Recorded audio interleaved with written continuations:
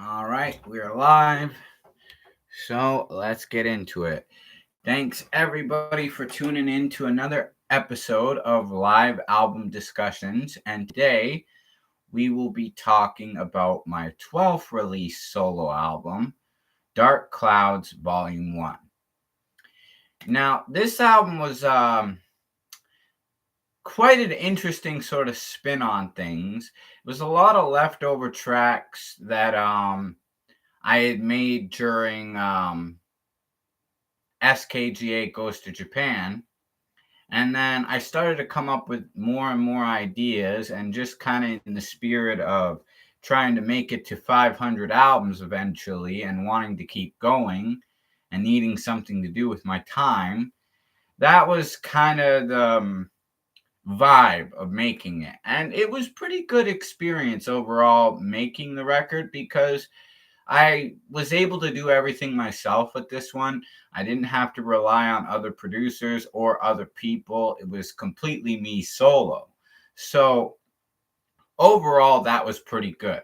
One thing I could say is that there were actually two songs that I intended to do with other people, but it just didn't work out that way. And as we get into the discussion of the track by tracks sort of series in this episode, you guys will all kind of see why and what tracks these were that could have had potential features on them.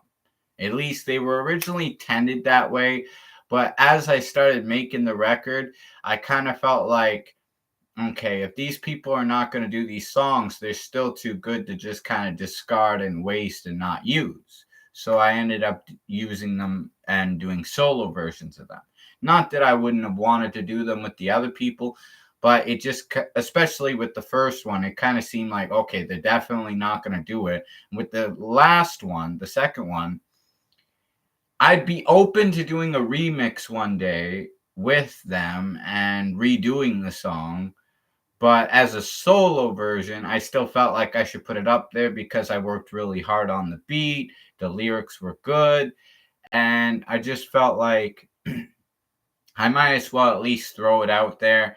And then who knows? Maybe one day they'll consider doing the song and we'll make it like a remix on a future album. So basically, there's 10 tracks on this album, which is a trend I decided to start doing after SKGA Goes to Japan, which was double the length, 20 tracks. I decided, you know what, if I'm going to get to 500 albums, the fastest way to do it is just to have 10 tracks an album. Because if you think about it, if I had split SKGA Goes to Japan into two different albums, I would have had 10 tracks each. But I felt like breaking that apart really would have hurt the story, and that it was better as a 20 track continual album because it tells a story. Whereas these ones, they tell stories, but shorter stories. With Dark Cloud Volume 1, there's actually two other volumes that I have recorded that will be released. The Volume 2 will actually be released New Year's Day. So when that comes out, that'll be the second part. And then there will also be a volume 3 in the future. I haven't decided yet when I'll release it. But as you could see, that's 30 tracks that you can't really fit that on an album. I mean, digitally you could, but not a CD. And I always leave it that you should be able to fit my albums on a CD in case somebody wanted to burn it, or if they ever bring back physical distribution on TuneCore, which they really should. In fact, I would love if people would like tweet TuneCore, message them and say bring back physical releases, because I have not even been able to get a physical copy of any of my albums since Nail Gun was released. And I'm kind of pissed off at that because as the artist, I would want a physical copy. And the reason is because you look at like when a painter paints a painting, they would want their painting to be hung up, to be displayed. And to have my own copy, it's almost like a testament of the accomplishment of making the album. whereas I've not been able to get physical copies of any of my releases other than my debut Impulse and my second follow-up album, my sophomore as they call it, Nailgun. I would have loved to get copies of Mahjong Titan, Final Requiem, all the way up to where we are now with my 12th solo album that we're discussing, Dark Clouds Volume 1. But the problem is they don't want to do it. So everybody, let's get on the bandwagon and protest these motherfuckers, because straight up, they should bring back physical releases.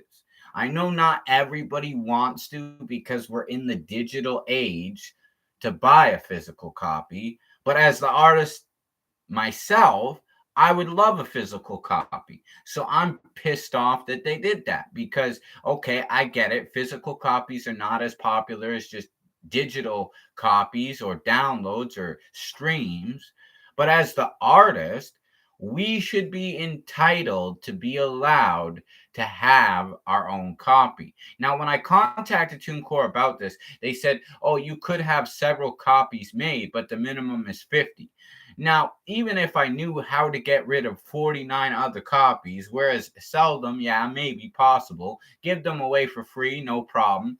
It could be done. But the problem is they want a fully designed artwork for everything, when that used to be their responsibility and they would handle it with an individual copy.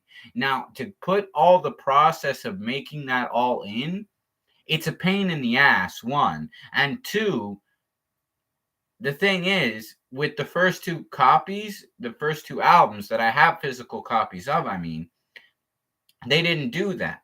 So, in comparison, it would be very different from the first two albums, and I don't like that. They should just bring it back to a physical copy like they used to do. Not this hassle of having multiple copies made. Because unless you've got a whole team of staff to fully design your album's artwork, that makes it even more fucking difficult for the artists themselves. And I know I'm kind of on a rant here with TuneCore, but I just needed to say that because honestly, it pisses me off and they really should bring it back. So anybody watching this, complain to fucking TuneCore and tell them to bring back physical copies because it's bullshit. Anyways, with the description of this video, you can also find the links to purchase this, as well as information about it. But of course, if you don't want to purchase it, you just want to listen to it, you could check it out in the SKGA Super Kami Guru Alucard / SOS Brigade Quartet All Songs playlist, which is available on my channel. Thank you to Abs Up in Here for welcoming me back. And yeah, there's going to be more videos to come. Maybe next week I'm going to do another live album discussion to discuss A Point to Prove.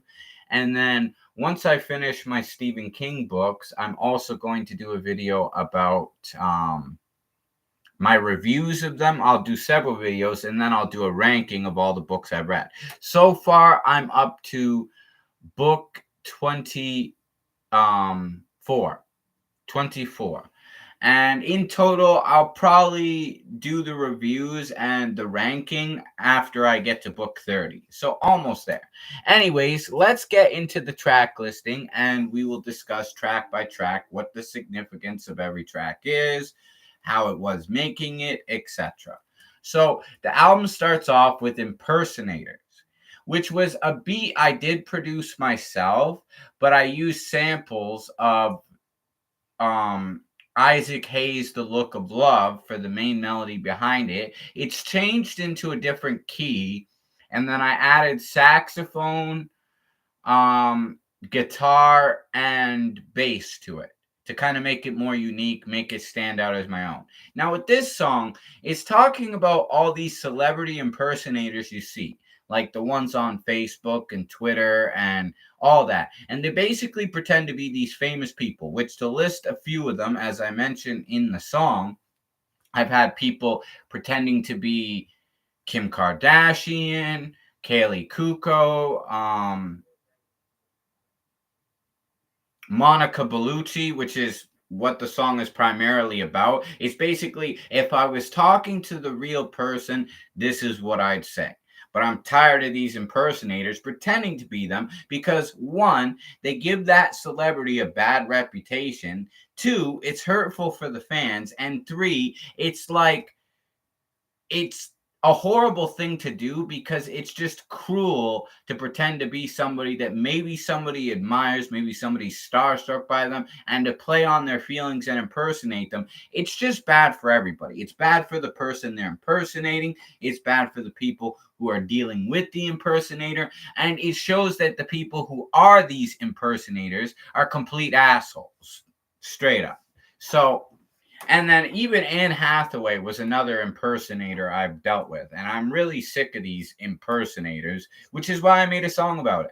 And in the song, I am saying, like, if I was talking to Monica Bellucci, this is what I'd say. But at the same time, this person who was pretending to be them was frustrating the crap out of me because they're trying to make it seem like they really are them when it's obvious they're not, because they're asking me for money and all this lame crap, when it's like, she's a very famous, successful actress who has been in very big movies and she's living in Europe. So I guarantee she don't need my money. And it's like, oh, it's part of a VIP fan group. And then she sends me this form that is so fake. It looked like a child in maybe elementary school Photoshop this thing.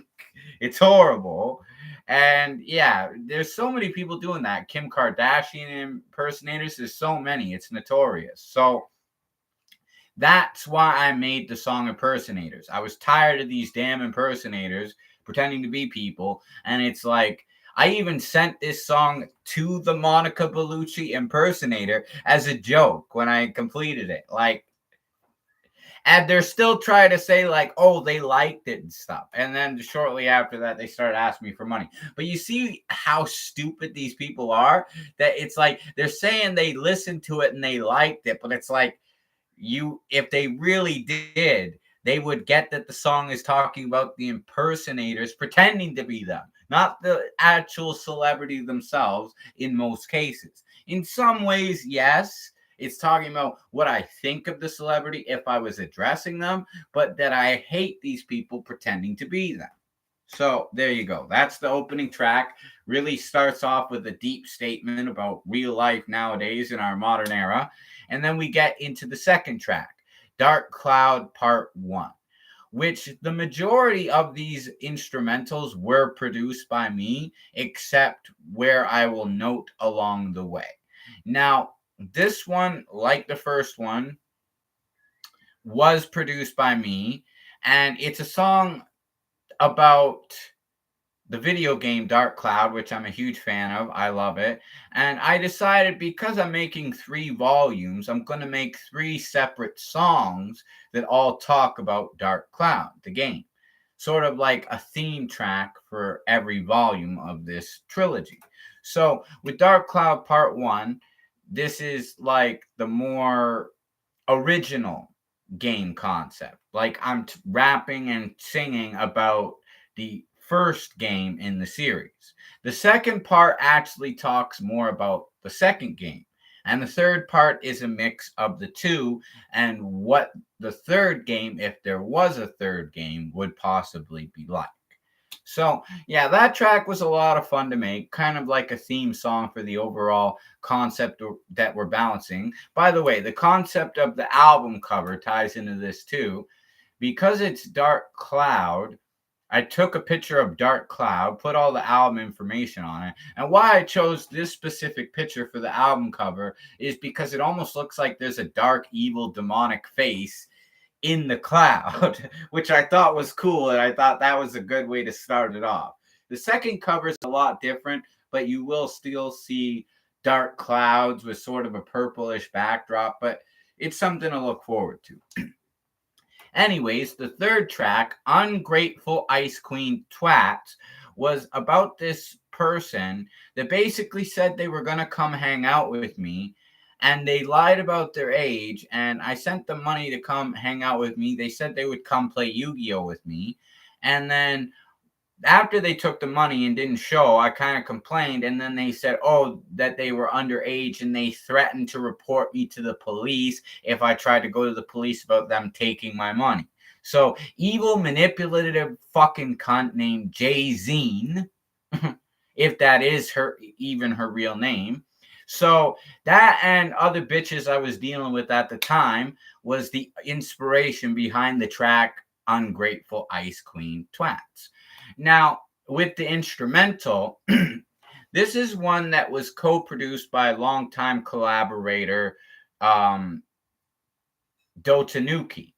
And he did a very good job because he took the theme from When You Fight, Ice Queen Lasea and Dark Cloud and turned it into a hip-hop beat for me.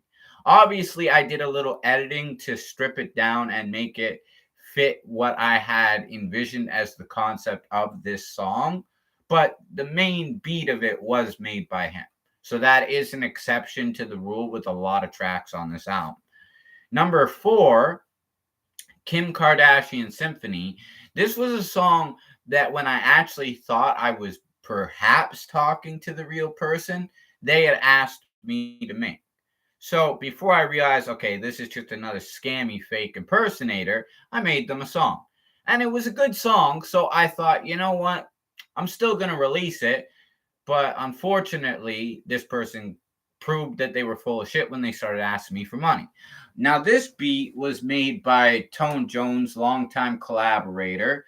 And I think it's actually still a very good song. I mean, I tried even tweeting it to the verified account because that's the thing, people. If you're ever going to try to talk to celebrities on Twitter, Facebook, or any of that, make sure they're verified. Because the fake impersonators always get mad when you call them out for not being verified, but that's because they know that the verified means they're real, and if they don't have that verification, they're fake, and they get mad about that. But, you know, it is what it is. So that was kind of a nice song. There was, you know, I kind of feel foolish that I believed it at first, but hey, I learned my lesson, and that's part of why I decided to make the song Impersonators as well. So it kind of all ties together. And the dark clouds sort of theme of this record is the dark clouds of society with, you know, the way the world is changing. We're battling these forces that are manipulating us, that are sort of destroying the world and erasing what we thought as our traditional world from existence.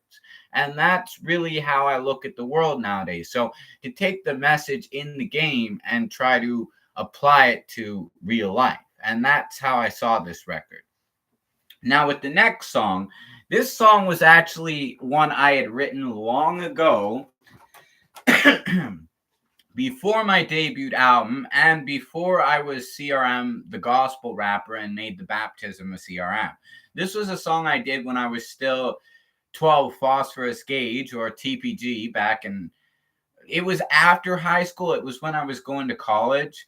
I wrote it and I used sort of a similar beat. I had Lone Wolf help me with this one, and it takes the theme from the Queenstown in Dark Cloud and basically makes it into almost like an R&B slowed down hip hop song where I talk about like people like Cardi B and all these phony artists nowadays that really aren't that talented. They're not really that good looking, and they're just overhyped. And then you have people being haters, and, you know, they're all on your dick, but really they don't want to give you the credit you deserve. So haters, get off my dick. That's, you know, the concept of the song in a nutshell. Now, number 6 was one I completely produced by myself, and this was one that I was going to do with Yuka Aizawa, the Japanese up-and-coming pop idol singer, which I've talked about in previous videos. I also showed in some of my other videos the autographed CD she gave me. She said she wanted to make the song. Haruna is my witness. It was her idea. I agreed to do it. I made the beat. I rapped the verses. She was supposed to sing a chorus and a bridge on it, but she didn't.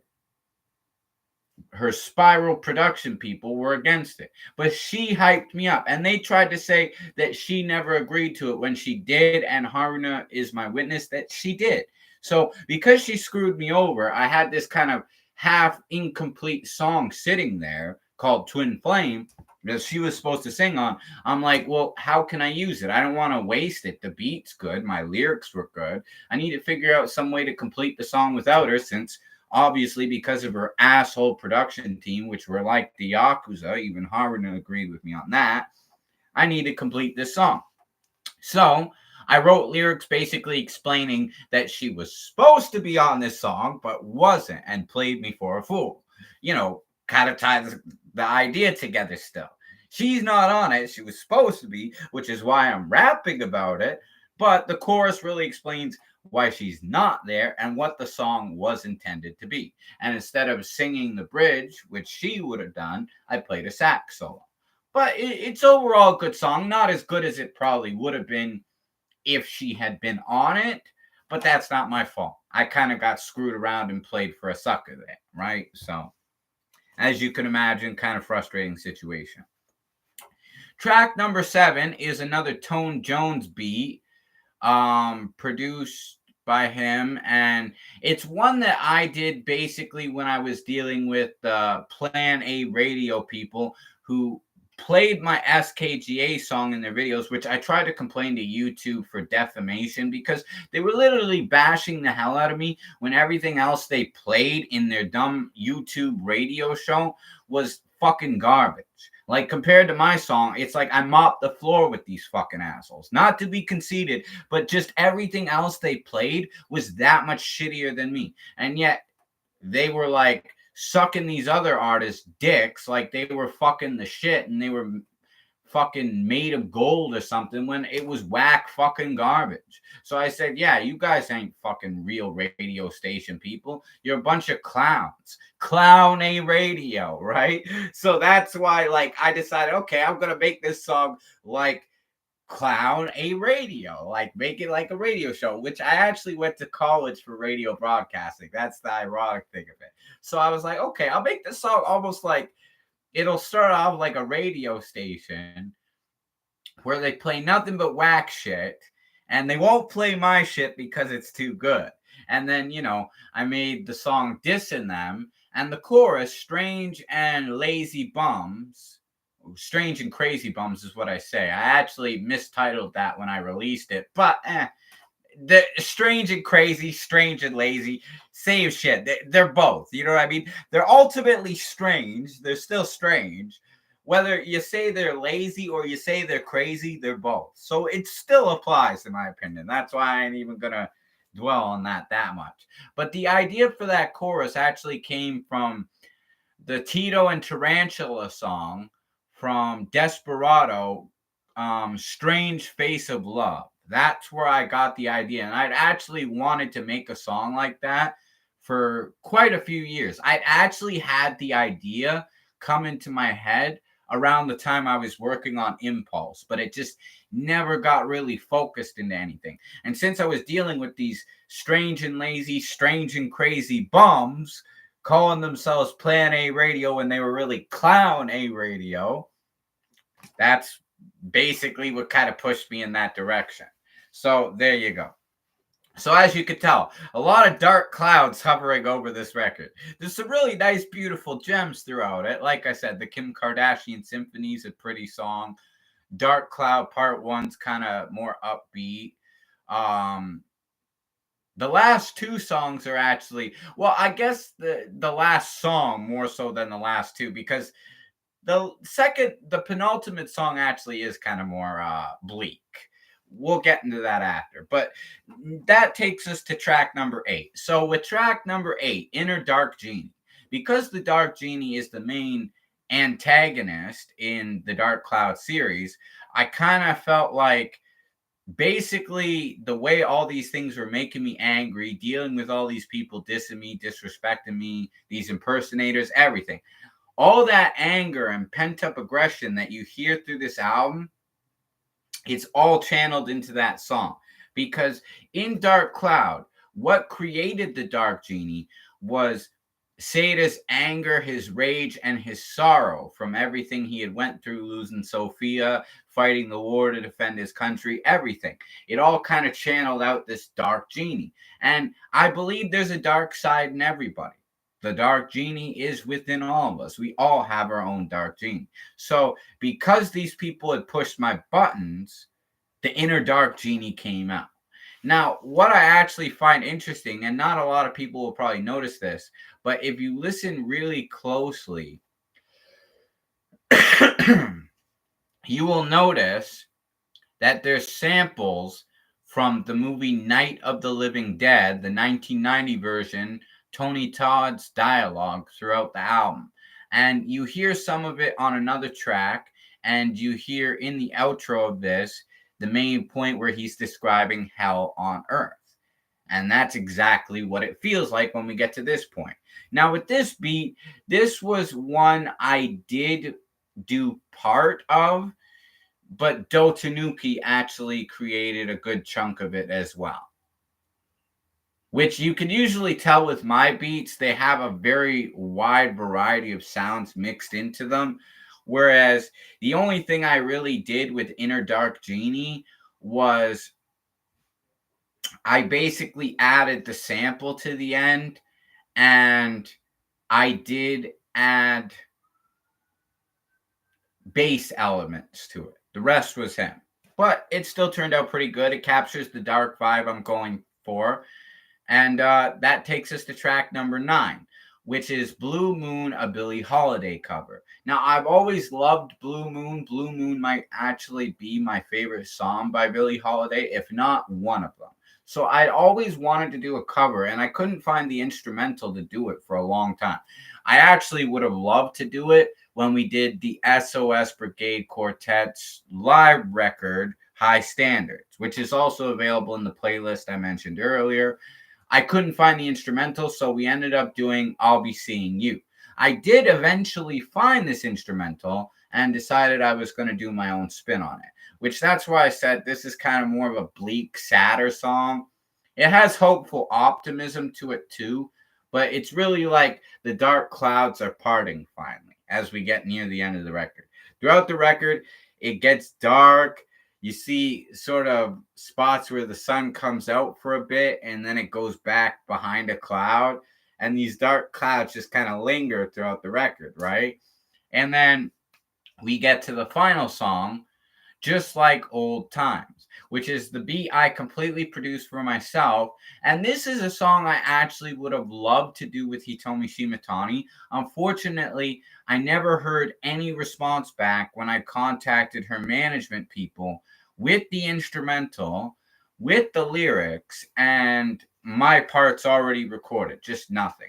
I mean, if ever she wanted to do it, I would love to have like a remix, as I was mentioning earlier, with her singing the chorus as I had written and intended for her to do it. Because I felt like it sounds like something she would sing. It would fit some of the elements of her music with the vibe of it.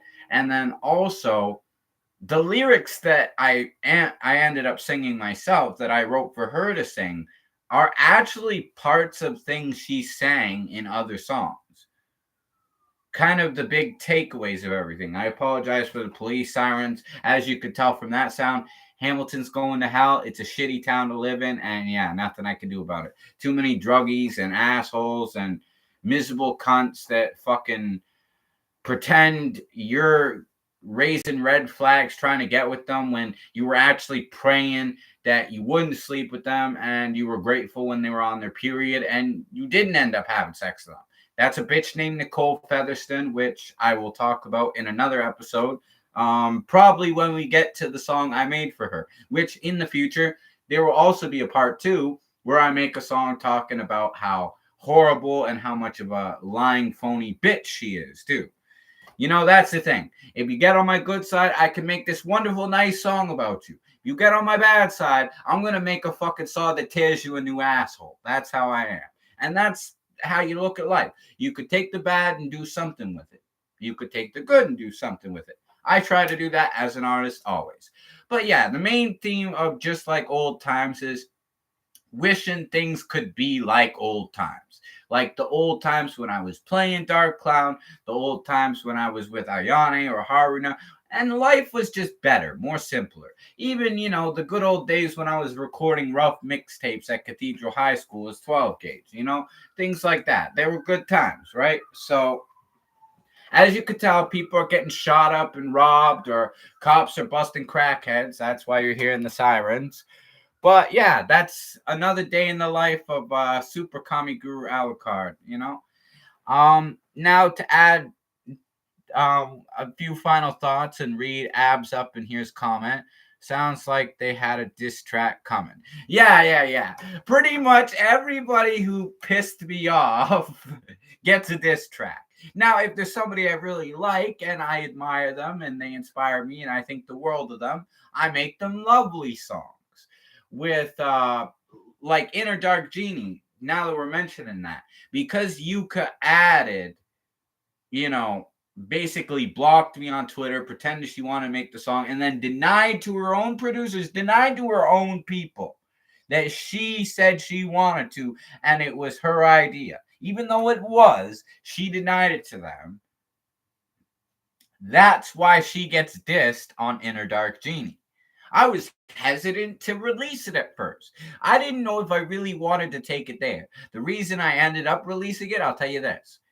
Because she blocked me on Twitter. If she didn't block me on Twitter and she had actually admitted, okay, I'm sorry I said I wanted to do the song, I didn't know the producers were going to be like that. If she had actually been more of an honest, decent person and had told the producers, I did say I wanted to make the song, instead of lying to them and say it was not her idea, I would not have made Inner Dark Genie about her and not released it probably. It's because she lied. Because she was phony, she got dissed on Inner Dark Genie. And you will see that as a common theme with a lot of the albums getting released. You will see songs where I'm talking very nice stuff about people. And then you will hear other songs later on that are dissing that same person. Because their phony appearance made me like them at first, but then they acted terrible. So I've got to balance it out. I've got to show reality in the moment that it comes to me. Now, in the moment, yeah, I did think they were great. That's why I did make some of these people lovely songs. But if they're going to be phony and start being a jackass or, being a backstabbing bitch, then yeah, I'm going to have to fucking correct the damage. When they're good, they get good songs. If they're bad, they're gonna get bad songs. It's like it's a good word of advice that if you're dealing with me as a person, don't screw me over or piss me off. Because all I gotta do is pull the Taylor Swift and write a song about you. But hey, if you're good to me, you might get a very nice, lovely song about you too. So it's all about your approach to me that determines what kind of song or songs you're going to have written or made about you. That's all I could say in a nutshell. And that's pretty much what Dark Cloud Volume 1 and even Volume 2 and Volume 3, the whole series, and all these other albums that are going to be coming out soon, one every month. Dark Cloud Volume 2 is dropping January 1st, so definitely check it out when it comes out. But all these recent albums that I had recorded, all based on real life situations. Things I was going through, people I was dealing with, good or bad. Of course, he told me Shimatani would kind of hold the record of having the most nice songs about her. No bad songs. And you notice, even though her people didn't respond to my request to do Just Like Old Times with me, I still love her and admire her enough as an artist that I didn't make a diss track or say anything bad. No, it's not really her fault. It's the people's fault. They didn't respond. I wish they did. They're busy. They're probably getting lots of requests. Who knows? She's also working on a new album with the Japanese singer Hippie right now. So that could be a big factor in it too. But she did thank me on stage. And, she's the artist who did save my life. So I am forever indebted in a sense of giri to her. And that's why no diss tracks will ever get made about Hitomi. I am forever giving my love to her. That's the best way I could put it. Anyways, that's our episode of live album discussions. I hope you all enjoyed it. And next week we will come back for another episode of live album discussions to talk about A Point to Prove, which was released this December on the 1st. Till next time, Super Kami Guru Alucard. Peace out.